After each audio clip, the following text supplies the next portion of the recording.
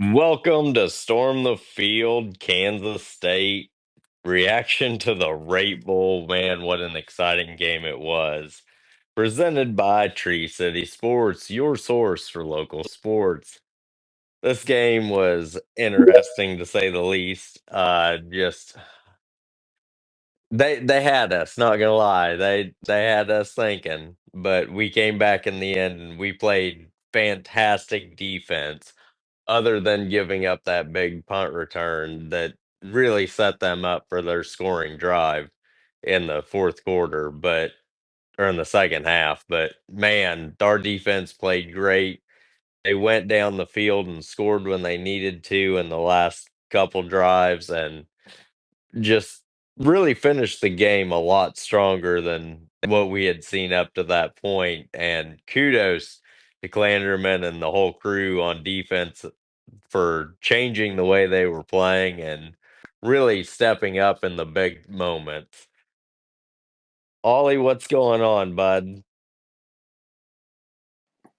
Hey man, just watched the game. Caught the end of it because I've been at work, but way fun game. Super. I mean like to come back. The running game though, absolutely insane. That Edwards kid, what was it? 3 touchdowns, 220 something yards, 200 something yards, right? Yeah. Just Yeah, no, he absolutely played fantastic. destroyed. And the thing is, like, if I'm not mistaken, he's coming back next year. Yes, he Same with is. Johnson. And like I think that Kansas State, and this is something I mean I hope for BYU as well, but I like for Kansas State, that's a huge win to just like kind of go in a shootout almost and come back down pretty big, to win and kind of go into the offseason like, all right, we just showed that we can do it. We're missing some key pieces. Like we have some people that have transferred. Like we can build off of this. And I think people will want to come be Wildcats and play out there. And I think that it'll only go up from here because there are so many young talented guys on that squad that it's going to be huge having that bowl game win under their belt and a pretty good performance from the offense and the defense to be like, who wants to come join us on our quest to try and win the Big 12 or lose in the Big 12 title to BYU next year? Hmm. Yeah. Well, the thing about the defense is that our secondary has needed help all season long.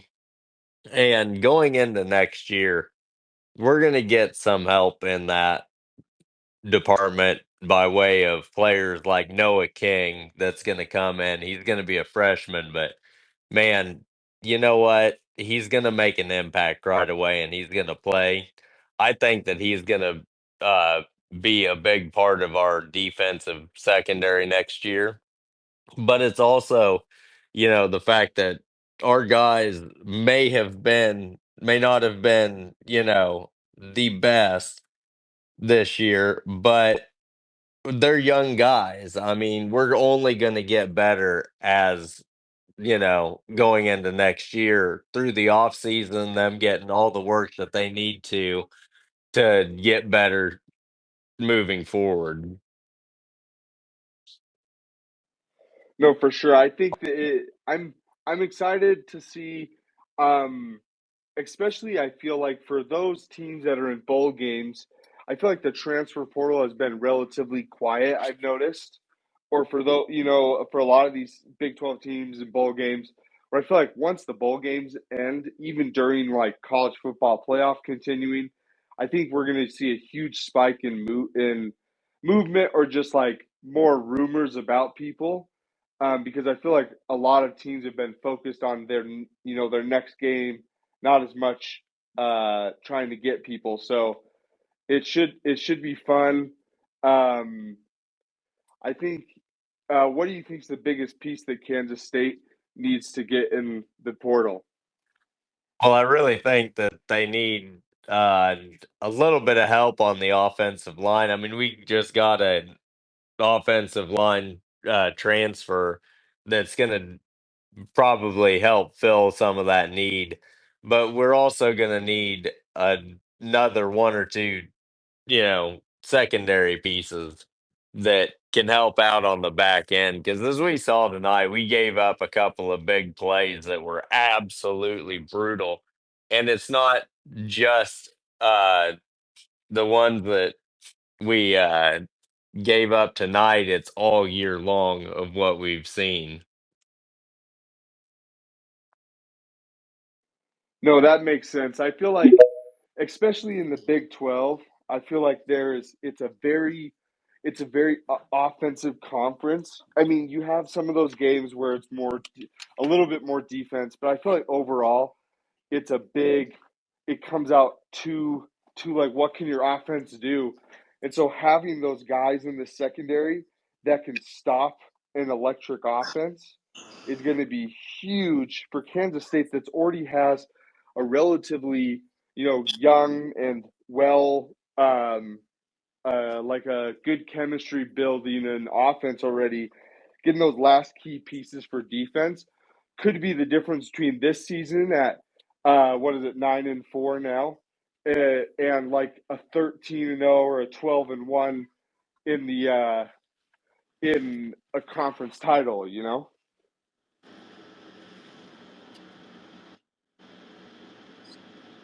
Yeah, exactly. It's just the Big 12 is tough no matter where you're playing at. And the offense, you're always going to get a high scoring game most of the time. Trust Fund, you got something to say? Oh, I was just going back to talk about the secondary. I was highly impressed with Rich tonight for being a true freshman. I think he stepped up and played great. You heard some hype about him all throughout the season from the coaching staff about him potentially being a stud tonight. So I was happy that he got to play a whole bunch and made some big plays down the stretch. So I think he's going to be a stud going forward. And then about the O line transfers, that was a big part of our last recruiting class. Getting Rakers and Hawkins and Massey. So I think we got some young pieces on the offensive line that can step up next year to help us as well. And that's really all I got on those two little pieces right there, man. That's just kind of what I saw tonight. Well, yeah, exactly. And we saw that Rich really stepped up in a way that, we were hoping that we had seen throughout the season. And, it's great to see him show up in that moment when we really needed him. I mean, I remember back in the preseason they were talking about him and hyping him up and saying that he was going to be a really good player down the line. And he played some snaps here and there throughout the year, but tonight was really his first extended action. And he gave up some plays, but that's to be expected. But in the second half he was locked down, made some great pass breakups, and had some good tackles. So I'm excited to see what he can do going forward for sure. Well, yeah, exactly. And, one thing that we actually saw from this defense tonight was this team didn't give up the way that we did, against Iowa State last year in Farmageddon, because we saw our defense completely give up in that game. And our defense absolutely could have done that when we were down more than two scores. And they didn't. They fought back hard in the second half. Yeah, I mean, Kleiderman made some great adjustments for sure. They were giving up all kinds of big plays in the first half, and they basically didn't do anything offensively in the second half other than that BS punt return that they had. But I mean, other than that, they got shut down in the second half for sure. Well, yeah, exactly. That punt return is really what gave them points. If it wasn't for that, I feel like we would have kept them from at least scoring a touchdown. And that touchdown put them that we had cut it to 5 and had the ball, and we are gonna go try to take the lead and punted, and that touchdown put them back up by 12. So I mean, we had to. That's basically two comebacks from 17 to 5, and then from 12 to win the game. So that's basically was two comebacks in the second half, really, if you think about it. Yeah, exactly. And when we cut the lead and got real close, and then we saw them extend it even further and thought, man, that was deflating. But the way they responded in a great way. And that's exactly the kind of fight that you want to see from your team, even if to some people it is just a meaningless bowl game. Yeah, I don't know. It's. I mean, yeah, I guess I get where people would think it's meaningless, but I mean, I don't think it's meaningless at all. Really, I mean, every game's important. I mean, obviously the season's over and it's whatever, but every game's a chance to get better and prove yourself. So it's huge night for the young guys. Huge night for Dylan. Huge night for Joe Jackson. Chase balled out, had like some great plays. Chitty had a good sack there in the second half. So man, positive night. Was looking bad there for quite a while, but it's a good night. Good night to be a Cat for sure. Well, yeah, exactly. And just the way they played, it was really great to see their fight through the second half. But, and we don't want to sit here and say, well, we won this game despite poor officiating. I mean, it was horrendous, Yeah, there's but some we bad came calls. out and won. Yeah, but it goes both ways. I'm sure Rutgers probably feels like there are some non calls that we got too. So I mean, that's football for you. That's football. So it is what it is. A W is a W. That's all I got for that, man.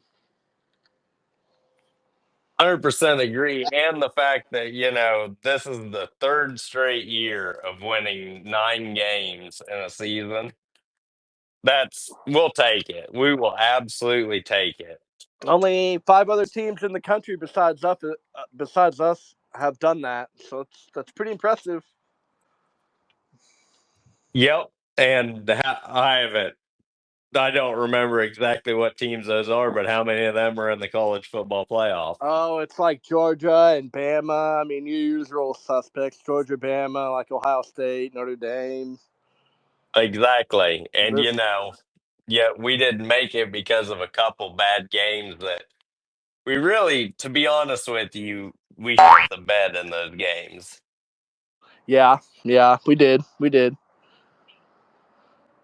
But it's a young team. Young team. You know that they keep growing, and a lot of the guys that played tonight will be back next year for sure. So, I mean, like I think they said that Brendan Mott didn't play a whole lot tonight. They gave Chitty played a bunch, Travis Bates played a bunch. So, They did a really good job incorporating the young guys that are going to be a big part of next year. well, I mean, they basically all just got paid to come back. So, if you're gonna pay them to come back, you better play them. Yeah, exactly. And to see those guys actually have the will to go in and win the game at the end was great to see. Pulled it off. Good night. It was a good night. A stressful night, but a good night. Yeah. No, it's just like the meme that we always share. Oh, every single time it has to be stressful, but we end up getting the win. So I we'll mean, take it. we're Chiefs fans too, so that's nothing new. Every single game is comes down to the final play as a Chiefs fan, so it ain't nothing new. And to be fair, yesterday we didn't even have a stressful game for Thank them. God. So I mean, we kind of deserved it. Thank God. Jeez. Oh.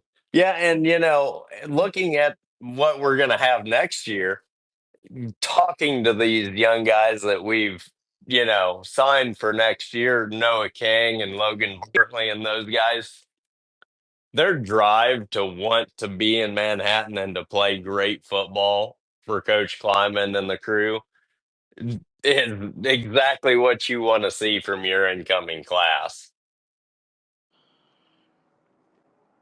Yeah, look, I mean, secondary wise, we'll have Rich will be a sophomore. We'll have I think McIntosh. I think he redshirted this year, but he did play tonight. He had a couple of nice plays, so we'll have him and McIntosh. And I like Fabris. Fabris can get a little bit better. He seems to have a nose for the ball. And then we'll have Noah King. Noah King's the highest rated defensive back we've ever signed. Yeah, no, and he um, he was a lot of fun to talk to. I mean, the interview I did with him, he couldn't wait. He can't wait to get on campus and in January and get to work. so he is an early enrollee. Yes. Ooh, that's big time. That's big time. I Yeah. like to hear that. Yeah, I no, he wish. said that he had pretty much made up his mind from the very beginning. So And what I guess they would probably show up on campus in what, like mid-January? Is that when school starts back up again? I think he said like the 19th or something like that. Yeah, and I mean that's they'll give them a couple weeks to rest up and get recovered, and then they'll start winning conditioning and weights at that point. So he'll have a leg up. He should be able to contribute next year. I don't know if he'll start, but he'll be. They'll probably put him on special teams and kind of work his way in, which is what you want to do with your young guys, anyways. Well, Special teams is exactly. that's a great way to get them on the field early and not have them have a ton of responsibility and kind of get used to the speed of the game and how a game works and how they put together the game plans and this and that. Well, yeah, and the other thing that excites me a little bit is when you look at someone that already has the talent that Noah King has, and he's already highly recruited and stuff. You put him into a weight room and into the facilities that K State has available to him. Oh my, the growth potential is fantastic. Is he going to play corner or is he going to be a safety? I honestly feel like he's going to move around to wherever he's needed at certain moments. So, Let's see. So what next year at corner we'll have Rich and McIntosh. Safeties we'll have Fabris and that Moss kid from Georgia. Who else? We'll have Wesley Fair was out there tonight playing a little bit of safety. He got some PT, so we'll have him back. They'll figure it out. well, yeah, exactly. And when these guys, these newcomers come in, it'll take a little bit for them to get acclimated to the system and everything. But once they do, it'll be all right. That's one of the reasons why I wish Lincoln Kieran's arriving for spring ball, but I understand his decision to stay in Goodland and run track and play basketball and all that. He's still really a high school kid. So, I mean, I wish he was coming in early for spring ball because I think if he was there for spring ball, he could maybe push for a starting spot. Not at tight end, maybe at wide receiver, but nah, I'm sure he'll come in the summertime and be in shape and ready to go. But it's a different ball game when you get up to that level, man. I mean, it's going to be a lot different going from Goodland playing 3A ball to now you're at K State in the big with the big boys playing in the Big 12. So he'll have an adjustment period, but bet you around midseason Lincoln Kira will start popping up a little bit more. Oh yeah, absolutely. And the thing about Lincoln is, once again, you put him into a weight room and get him on a nutrition system where he's going to bulk up a little bit. By the time the season comes around, he may not start out at tight end. He'll probably play the slot a little bit and a Yeah, few that's where I'd other put him. places. But, you know, by the time the season's over, he's going to be our number one tight end. I mean, I would probably honestly put him in one-on-ones on a weak side. You can put two or three wide receivers on one side and get him matched up one-on-one. I mean, do you really want to put a corner on that kind of size? I mean, he'll go up and get the ball over those guys. He might not. I mean, he could probably separate a little bit, but I mean, jump balls in the red zone, that's going to be pretty deadly if you got him on a one-on-one with a corner. I don't know how you're going to stop that. Well, yeah, no, that kind of size definitely gives him an advantage there. And you get him beyond the linebackers, I think he'll just flourish. Yeah, I don't know if you want to be a corner or safety trying to tackle him in the open field. That sounds like a problem to me. Yeah, it does not sound like a fun time. Absolutely, man.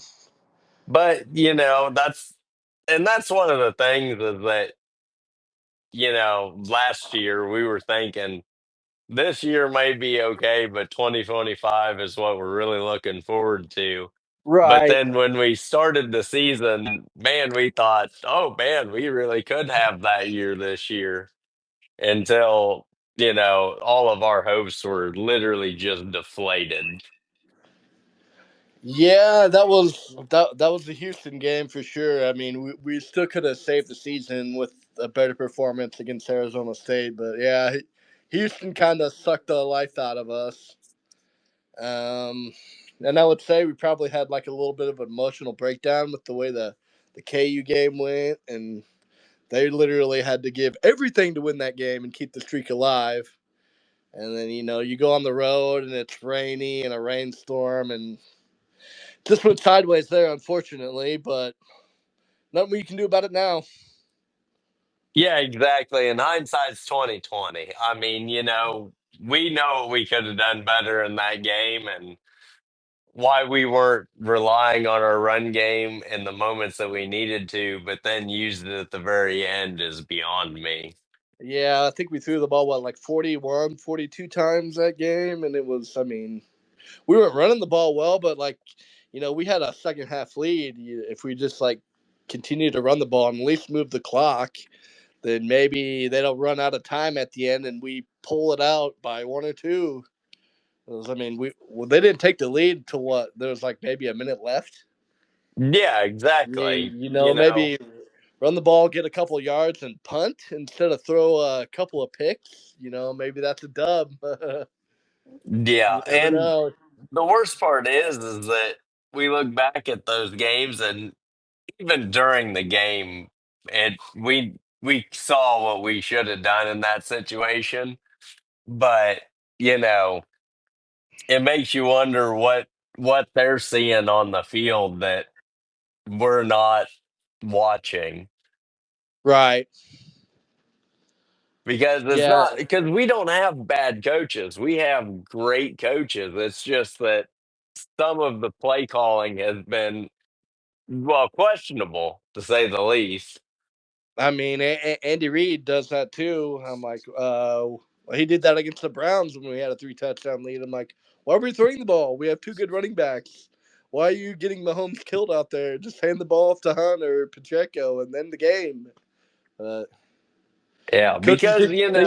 the Chiefs have it in their contract that they have to keep the game interesting. Yeah, I believe that.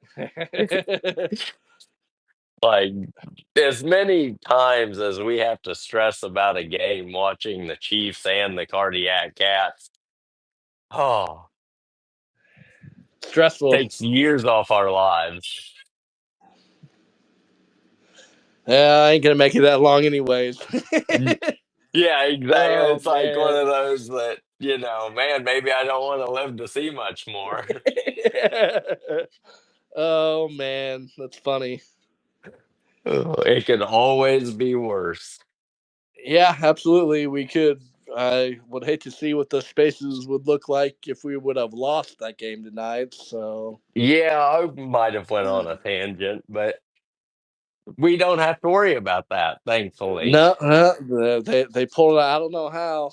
I don't know how that it was. I was uninterested in the middle of the third quarter. I'm like, we're gonna get right out of the building. And then that Dylan broke off that long touchdown run, and I'm like, oh boy, here we go. Yeah, no, And that definitely gave us a breath of fresh air that we what desperately needed. what was the deal with the 2 point conversions? I did not understand those I calls at wondered all. that I'm like, too. Like, I'm like we're Why? down seven. I'm like we're down 17. What's the difference between a 9 point lead and a 10? I'm like we need a touchdown and a field goal either way. Like, and we're not gonna. They're probably gonna score again. At least like get another field goal or a touchdown, and they did. I'm like, why are we chasing right now? It's too early to be chasing. Like, you're killing the momentum by calling those plays and not getting them. Well, yeah, exactly. And that it was very, again, questionable. But I just I didn't get that either. It's one of those deals that, yeah, why we didn't need it. We really honestly did not need it because, yeah, we ended up scoring those three touchdowns that we would have needed to tie it at that point anyway. But it wasn't worth it to lose out on the 2 points that we did because when we did get the 2 point conversion, it would have just added to it. Well, he on that first one he missed. He had Dylan Edwards open on that Wide little open. drag route, but I mean, still, I'm like that is not. I'm like, why are we chasing? I'm like, those missed point conversions are going to cost us the game. We're going to lose by 2 or 3 because we were chasing when we didn't need to chase. Like, oh my god, what are we doing? Like, Yeah, the growth of our secondary in the second half, helped a lot. The fact that we didn't give up as many of the plays as we did in the first half by far. yeah, I don't know what happened in the first half. They looked kind of disinterested. I'm like, the whole hype going into the game tonight was that Rutgers offense was not very good, and they didn't have the running back opted out. So I'm like, why are we giving up all these big plays? What are we doing? Like, a bunch of the touchdowns, there's nobody around. I'm like, where's Garber? Like, Garber got killed on a couple of those outside runs where he was nowhere to be found over on his side. Oh, I agree. And some of the missed assignments that we saw in the first half were absolutely brutal. And when we make, and we don't, this wasn't the first game because we've done this several times this season. We take an offense that is below average, just subpar, and we make them look really, really good. Yeah, I was totally confused on what was going on. I'm like, these guys are supposed to suck. Like, I kind of thought they would like maybe be lucky to get to 20, and they had what 27 in the first half. And like I said in the chat, I'm like, did they even score 27 points in a game this year? I'm like, what is going on? But no credit to the guys. They turned it around just in the nick of time. Just in the nick of time. Yeah, they balled out when they needed to, and that's what's important. The win I, is the I, most important part. I would love to be a fly in the wall at halftime and kind of hear what was said. None of that stuff will ever get out, but I would just like to be in the corner, just kind of listening in and see what was said and see who stepped up and that kind of a deal. That would have been really interesting to hear. Yeah, I would have loved to have been a fly on the wall in the locker room at halftime because you know that there were some conversations that were had about just missed assignments, wide open receivers that should have been hit and stuff. And that's one of the things with Avery Johnson being a young guy is the fact that he is going to grow. He's going to learn from a lot of these mistakes, and next year, hopefully, will be a completely different story. Yeah, he missed Dylan on a couple. He had two deep balls he missed Dylan on that would have been touchdowns, and then like I said earlier, on that first drive of the game, he missed them on that third down, that little flare out on third down that he would have walked into the end zone. But Yeah. One thing I hope want to mention, and I want to say hats off to Rutgers lining up for the QB sneak getting completely stuffed and then to line up for it again and then to have a walk-in touchdown on the outside. That was fantastic play calling by them. I wasn't even mad about that. I mean they made a good call. Yeah, I mean we were gonna try to stop the sneak, so I mean that was gonna be there. That was gonna be there, and they made the right call at the right time. I kind of hope that we involve Avery a little bit more in the rushing game next year. I thought he put together some nice rushing numbers, but I thought they were gonna run him a bunch more this year. I kind of felt like at times that we were trying to force him to be a pocket passer, and I mean the kid can throw. Don't get me wrong, but that's not his strong suit. His strong suit is his legs, and I think definitely in some of the games that we lost. I'm like, why are we not running him like a little bit more? Like I kind of miss like the old Snyder option plays where, I mean, Roberson and Bishop would just kill teams with their legs, man. Like hopefully, I mean, if he puts on a little bit more weight, he's still pretty skinny. Put on a little bit more weight, and I mean, obviously they don't want to get him hurt, but I could stand for a couple more Avery rushes next year for sure.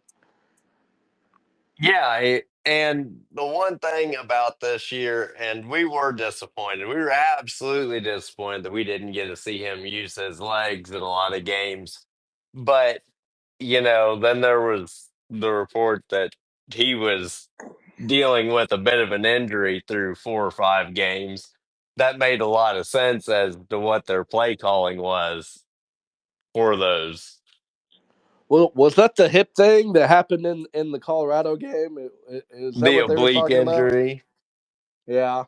Yeah, and it was something that apparently had bothered him, and that's why he wasn't running the ball as much. So, but Huh. who knows? Interesting. Yeah, I hadn't heard that or anything. Yeah, But yeah, I and you mean, never know what actually goes on behind the scenes. But when you hear things like that and you look at how the games after that went, that makes a lot of sense about our play calling. right, right. Yeah, I mean, you obviously don't want to get him hurt, but we'll see. Roberson did well in that Colorado game to get the dub. So all Yeah, we can and do we is made now. Travis Hunter look really, really bad. So we'll take Well, that. I mean, I'm like this guy don't want to tackle DJ, and obviously he didn't get hurt tackling DJ, but I'm like just be physical with him. He's a fantastic player, but they don't want to get into a street fight like we made it that night. That's not Colorado's forte. They're not going to excel in that kind of a game. Yep, no, we absolutely knew what we were doing in that game, and that was one of the best games we had all year long. Oh yeah, for sure. I'd say that's probably. Oh, I don't know. You can't. I'd say KU's probably the win of the year because I mean you never want to get beat by those guys, but Colorado is probably number two. Yeah, well, the thing with the KU one is the fact that it's like at this point we expect to win, and if we were to not win, we would become unbearable. Yeah, absolutely. I'd hate to Oh, see what I would have looked like online and in person had we lost that game. I was sitting by a bunch of KU fans, unfortunately, and they were yapping so much, and I'm like, oh my god, we cannot lose this game because I'm gonna have to like deactivate my Twitter because it's gonna be horrible. Well, and I remember back years ago that you used to get tickets to the Sunflower Showdown when it was in Lawrence for, next to nothing because they didn't want to go to that game. there, there would be 20,000 K State fans and 2,000 KU fans, and all the KU fans would be gone by halftime.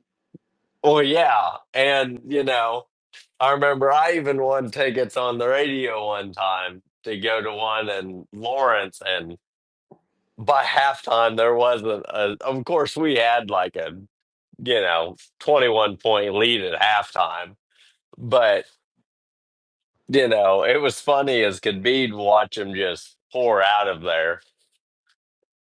And that's what we expect every single time we play KU. The streak is sacred, man.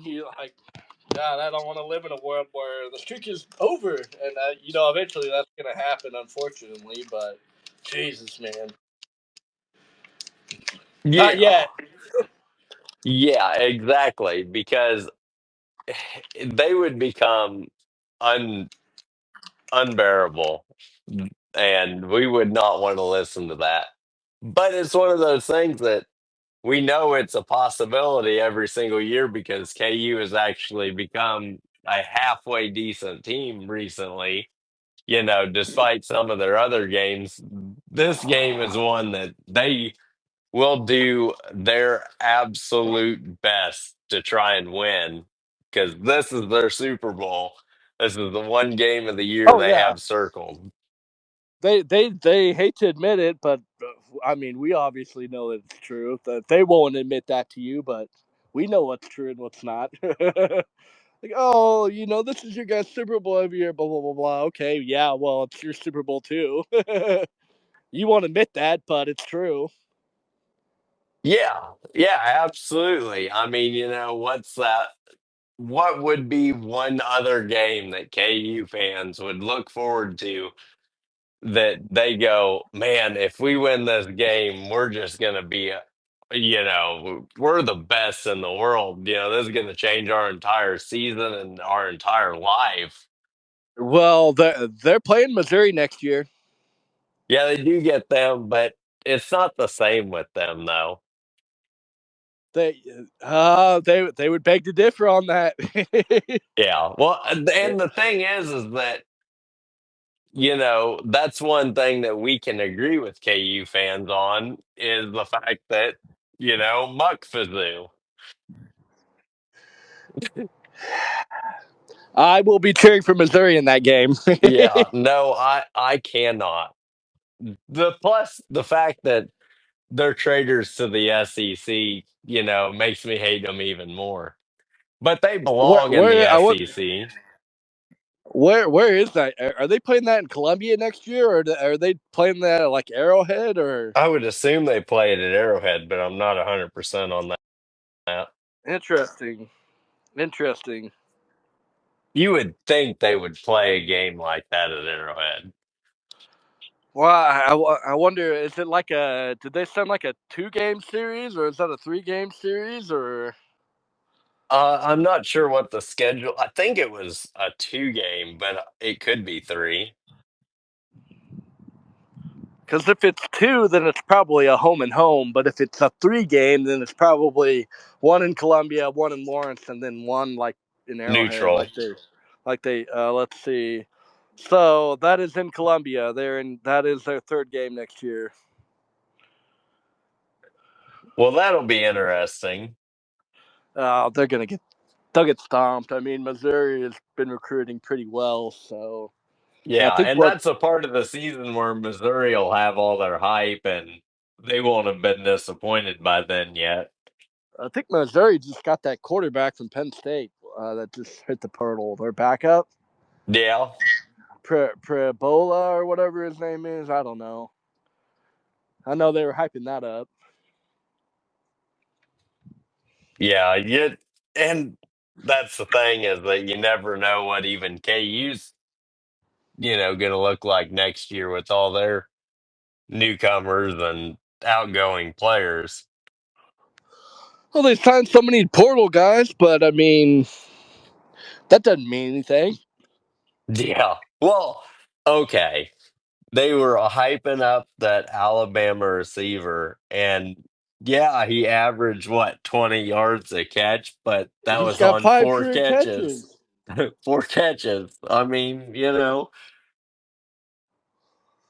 I mean, oh, well, I think they signed a Alabama receiver a couple years ago that didn't do shit. yeah. I can't remember. It's like Dylan Charlotte or something. That was 3 or 4 years ago they got some. I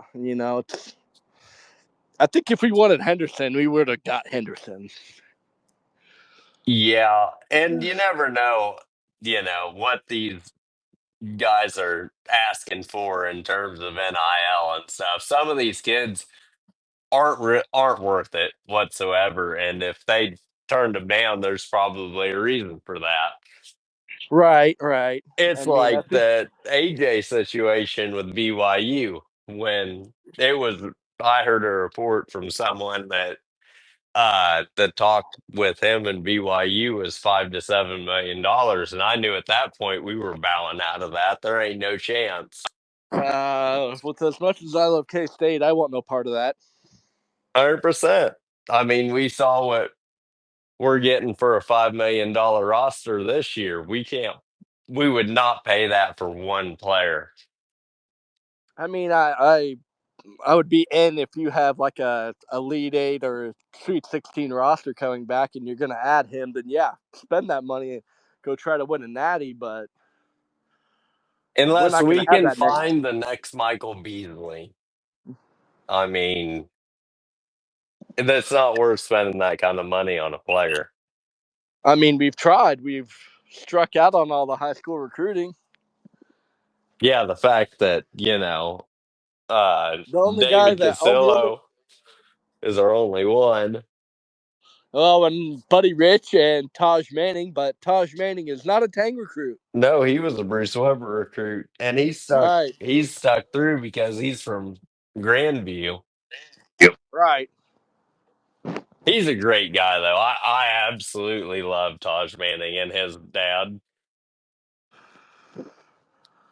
Spent a lot of Well, time maybe. talking to them last year, and it sucked to have seeing him not get a touch the court the way he should have. But and this year, it's like at this point of the season, what would it hurt? Nothing. Exactly.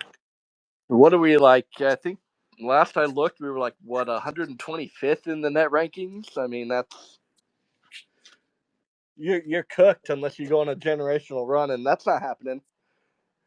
Yeah. Yeah, and I That's like that someone had posted one of Tang's comments about, well, one year we were at Baylor and we started like 2-7 and ended up yeah, making the Sweet 16 or something like that. And I was like, that ain't gonna happen this year. yeah. I saw that quote, and I'm like, man, you got more crazy faith than I do.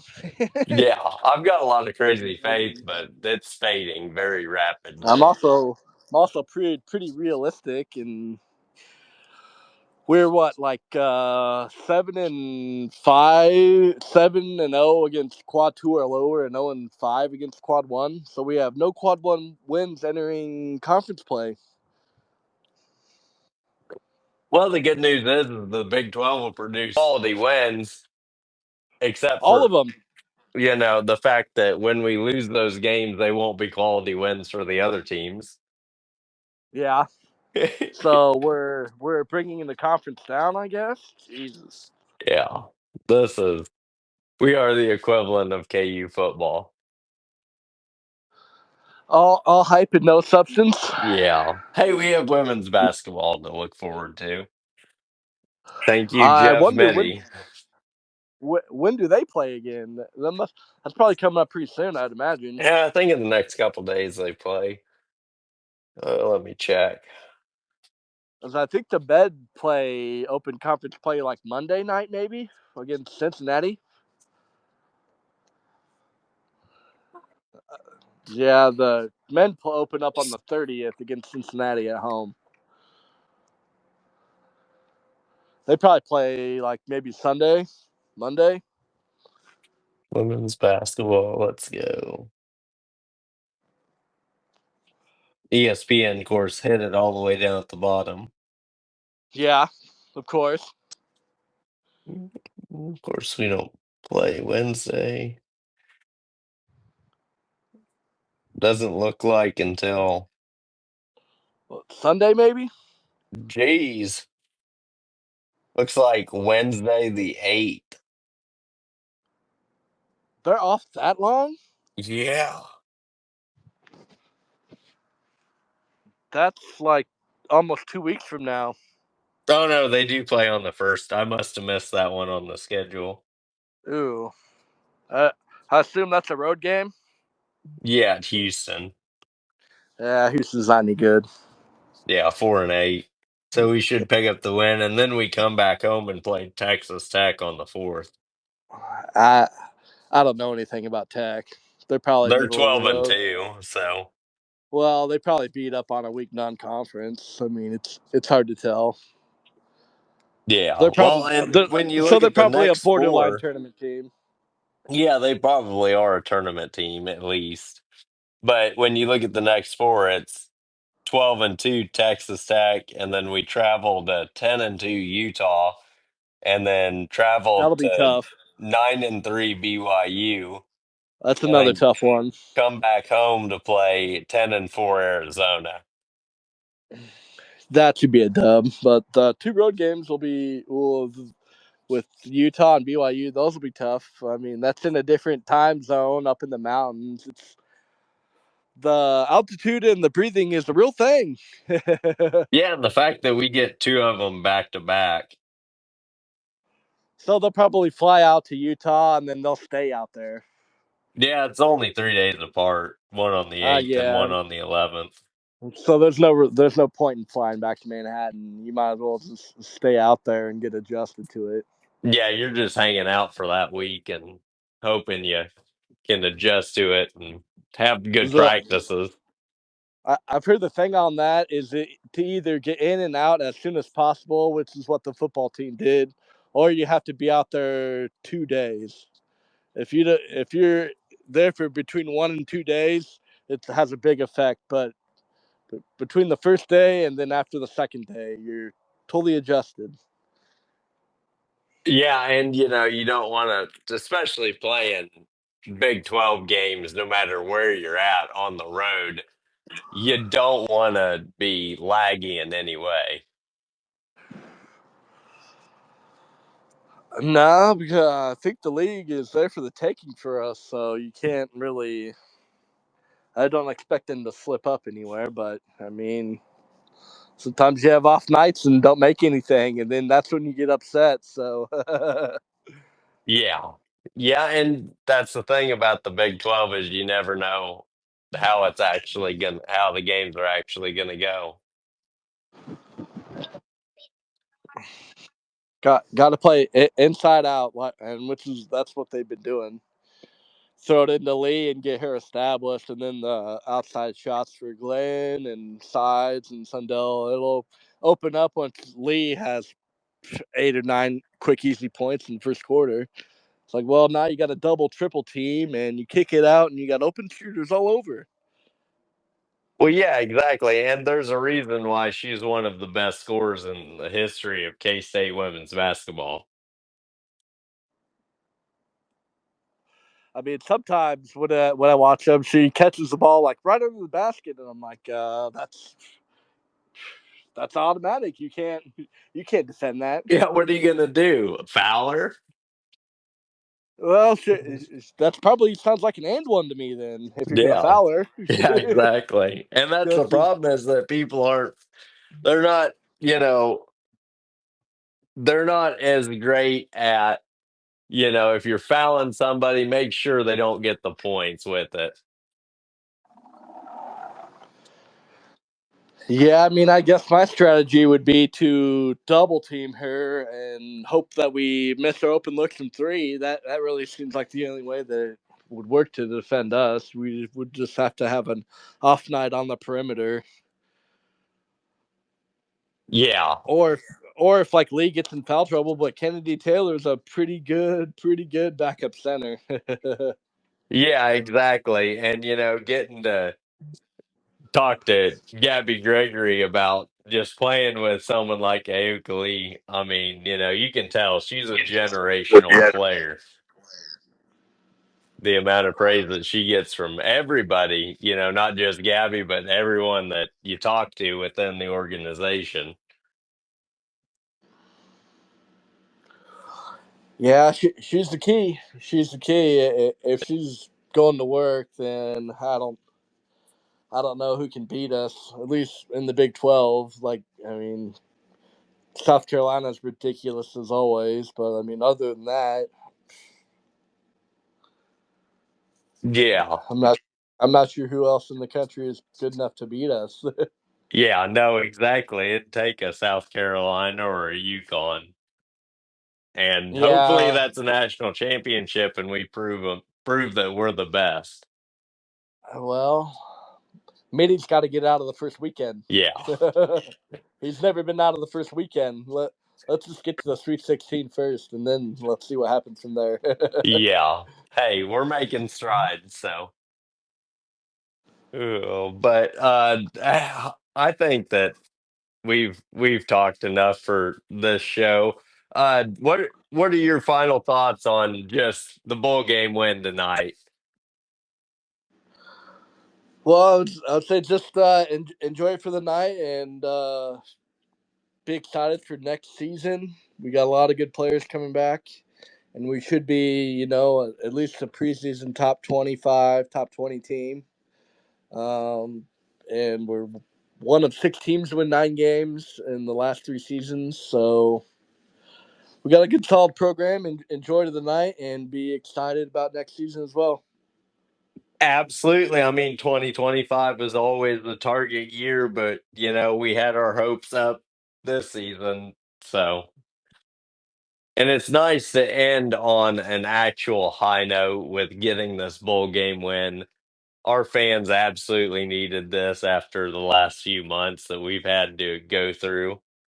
And Oh yeah, great momentum going into winter and spring ball. So the guys will be pumped and be ready to get back to work. So absolutely. And I cannot wait to get the young guys on campus and get them integrated into not only the team, but the community as well. we got strong leaders on the team and a strong staff, so they should be able to hit the ground running. Oh, yeah. No, it's going to be a lot of fun. And we just cannot wait to see not only what we do next year, but what the rest of the Big 12 looks like, because it'll be interesting for everybody. Yeah, I don't. I would have to go and look and see what everybody else is bringing back, but we got to be a favorite again next year. I would imagine. Yep. Probably Iowa State will probably be up there again. I would imagine they'll probably put Utah up there again because I don't think they'll have 2 bad years in a row. But I mean, BYU's probably going to be up there Same again. with I would Oklahoma imagine. State. The fact that they had the year that they Yeah, did was shocking to me, honestly. yeah. Gundy's a pretty good coach. I would be surprised if they didn't bounce back next year. So that's a good point. Yeah, no, the Big 12, we could have a cluster at the very top, or it could be just like this year where it was total chaos and the teams that are supposed to finish at the bottom end up finishing at the top. We might not be the best conference, but we're probably the most competitive. We are definitely the most competitive. Anyway, uh, thanks for coming on. It was great to have Yeah, you. man. Yeah, it's fun, man. I had a good time. Thank you. Yeah, no problem. Anytime, join us. Yes, This sir. has All right, been man. You have a good you night. too. Go Cats. Go Cats.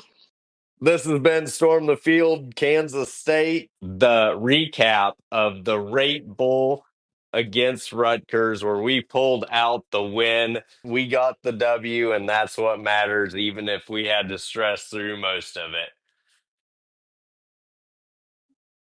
Until next time, y'all take care now. Go Cats.